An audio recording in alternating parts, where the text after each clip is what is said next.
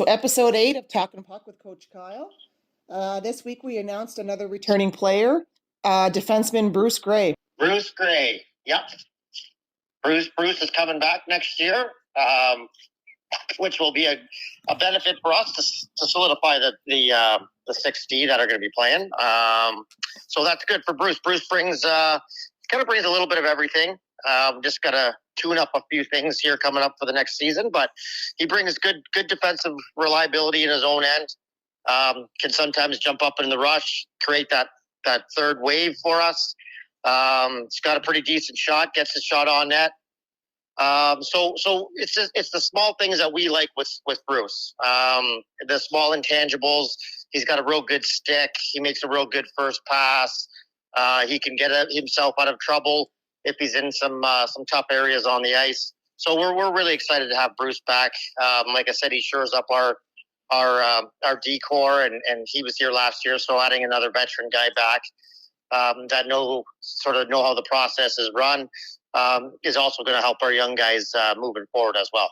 Yeah, and I think he was one of your D-men that had was higher up there in the points too last season. Yeah, when Bruce is on his game, he's great. So he even gets time on the power play as well. He saw some of his points come from the power play because he is pretty creative too as well. Sees the ice pretty well. So like I said again, we're just happy to add another veteran back and shore up our D-core and our blue line. And yeah, I mean that's what I could say about Bruce. We're excited to have him and looking forward to next season. Sounds great. This week only announced one player. Like we're starting to slow down. Maybe just do one a week from here till camp. We are only 27 days out. This season, there's some changes that have been announced by the NOJHL. So maybe we can touch on some of them. So how about the first one, the scheduling format? So they've eliminated the divisions. So what is this going to look like for the Gold Miners this season? Well, I guess they have different pods this year. So I believe in our pod, it's Hearst, Timmins, and Iroquois Falls. I kind of like it. I mean, it does help in the travel. Mm-hmm. We get to play those guys 3 home, 3 away.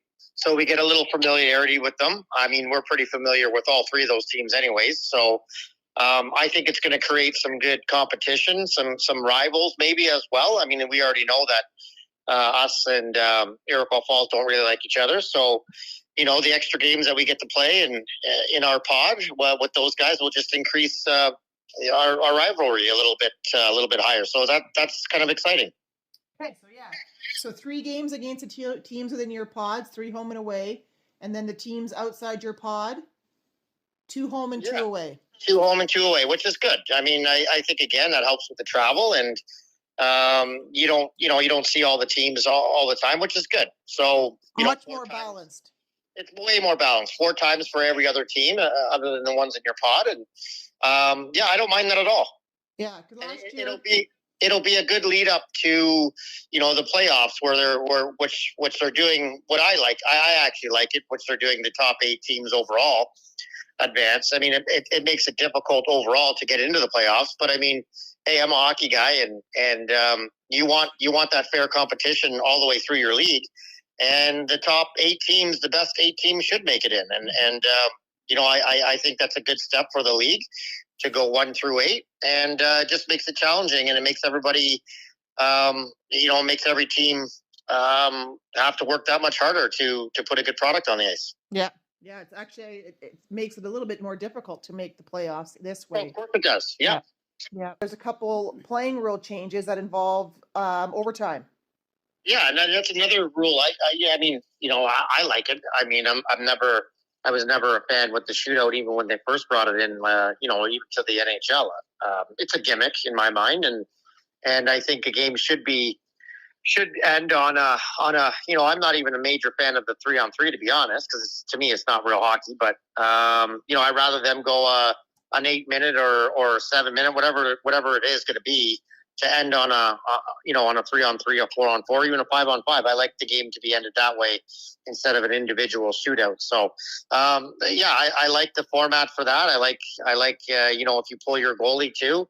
The NHL has the same rule. If you pull your goalie in overtime and you end up losing, you don't get the extra point.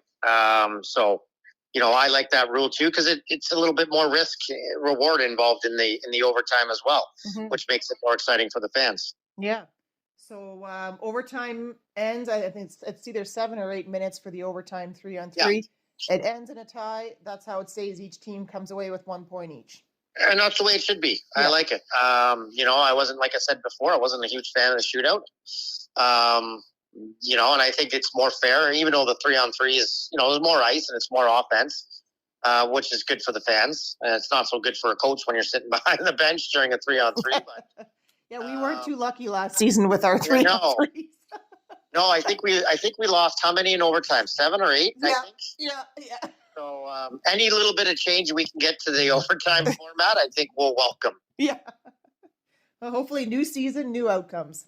Yeah, exactly. There you go. Right. So maybe we don't even have to get to overtime. So hopefully that's the case, or at least a lot less. Changes on the league side. Also going to see some off ice changes this season. And as the weeks go by, we'll talk a little bit more about those every week. Give you guys a glimpse of 2 different off ice things that are happening this year. The first one is every Monday, we're going to feature one of our gold miners so that the fans can get to know a little bit more about them. And this segment will be called Miner Monday.